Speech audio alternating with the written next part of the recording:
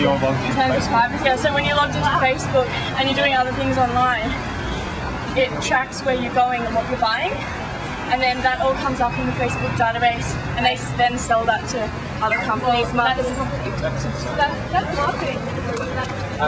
So basically you can't buy something and so you buy something and everyone will know about it. It means kind of surveillance, like every aspect of our lives now is kind of understood. And why would they do that though? Like, what's the purpose behind doing that? Because it's a huge marketing tool for having... Do they ask permission to do it? No, it's part of the, when you sign up for Facebook, you're kind of signing away your up anyway. Really badly and quite tragic, but it's really addictive. Yep. Facebook is ridiculously addictive. Why? What do you like about it? Why is it addictive? Because you get to stalk people, and as stupid as that sounds, you get to see what other people are doing, and you get to see their social life and how awesome their social life is. So in many ways, you're comparing your life to somebody else's life constantly. Okay, so what kind of impact does it have on your life? Like that kind of mentality of being under surveillance and also sustaining surveillance on others. You constantly feel the need to do something as cool as them. Very pretentious and superficial. Where do you think that pressure comes from? Do you think it's a realistic perspective on life though?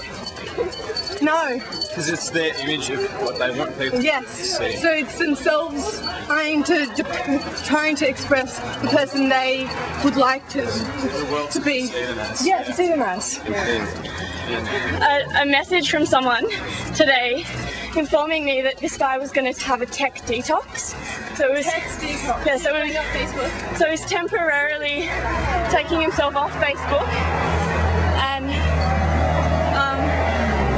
every other online interface that he has, like blogs, and taking a month off technology. What do you think about the idea of a tech detox? I think it's difficult to do. I think just the idea of a tech detox suggests how influential it's become. How influential the gadgets and technology of our generation have created words and buzzwords and ideas between how to live. I don't know, but for me, I think I found it really important to have that phone there or to have my Facebook there, because then you always know the new party is happening, or like does that something social. Does that have an effect on your health? Definitely has an effect on your health. In what way? You're much more sedentary. You don't have to actually get up and walk anywhere or get on the train to go meet your friends. You can just Facebook stalk them, not even talk to them, and it feels like you've met them. And you can catch up with them online. Yeah, so you don't need to be activated. Why do you think that sense of needing to compare is here? Do you think it was there before technology was invented, and this is just now a new form of doing that? Or do you think there's more pressure? The need to compare always, like all throughout history and throughout life.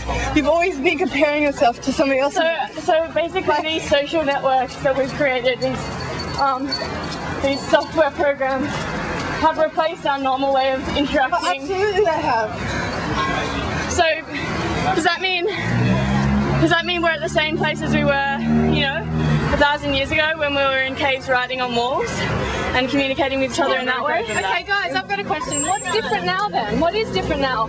Is it that our community is changing and that Facebook and all these types of social media are replacing a lack of community? I think that could be right. I think people are desperate for community. We spend time at work, we spend ridiculous driving. Yeah, but the amount of time you spend on Facebook at work. Exactly, like how many times I've sat around with flatmates or my sister next to each other on Facebook when we live together. It's a distraction, it's not as real.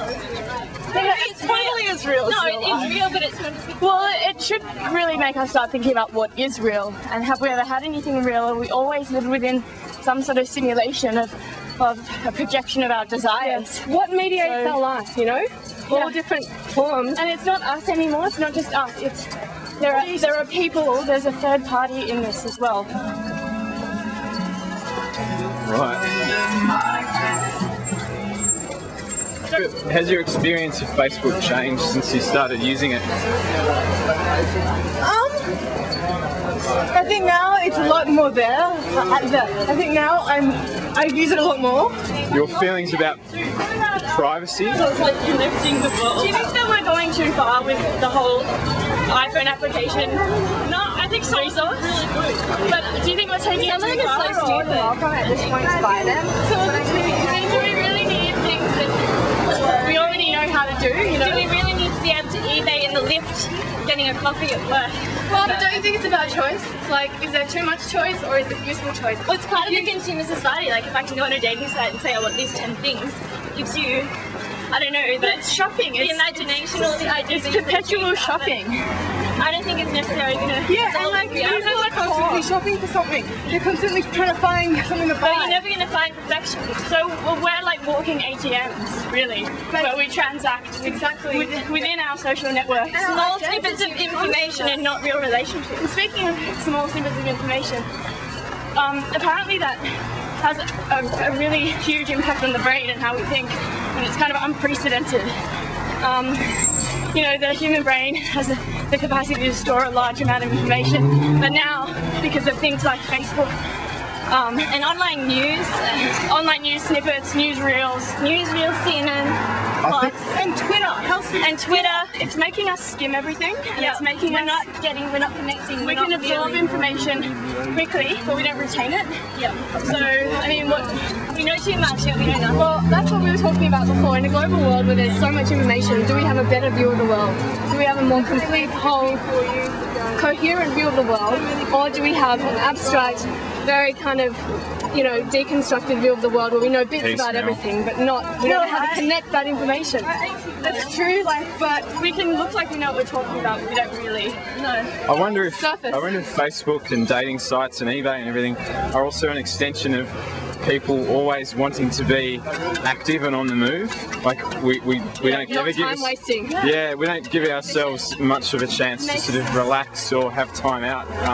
So, We always want to be online and and it's making Log us on, feel like log we're in. busy, but we're not. yeah. And why does everyone say, how have you been busy? And is that meant to be something good? I don't think that's meant to be something we should be attaining to. Productive or useful doesn't mean busy. Busy doesn't mean productive or useful. Yeah, I have to say though, right? We're trying to express this brand new movement, right? But it's here because of Skype. This is true, and So therefore you can't be completely, it's bad, because in some senses it's good. it's you making the choice to see how you live in your life and how you can implement it in your life efficiently and still live in real time. Yes. Yeah, think about, so sometimes it's not that bad at all. no, we're not saying technology is bad. We're saying the different uses and abuses have to be explored, and we have to look at how it's changing our relationships with each other. You know, we have to be reflective about it. We can't just accept it. It does create that illusion of being your friend. How many times links with human contact, you guys? Pardon? How many times is linking up online leads with human contact? Always. Well, I mostly use Facebook to like ask people to a specific event. Like, there's this guy that was in hospital for 6 months. He had TB. And he does these YouTube videos. Yes, he does raps. And like he makes his own friends with like cardboard and stuff. I reckon it's hilarious. And his only social like ability is to be on YouTube, and all these people send him stuff like this balloon. He did a whole rap about this balloon. Yeah, for some people that's their universe. very cool.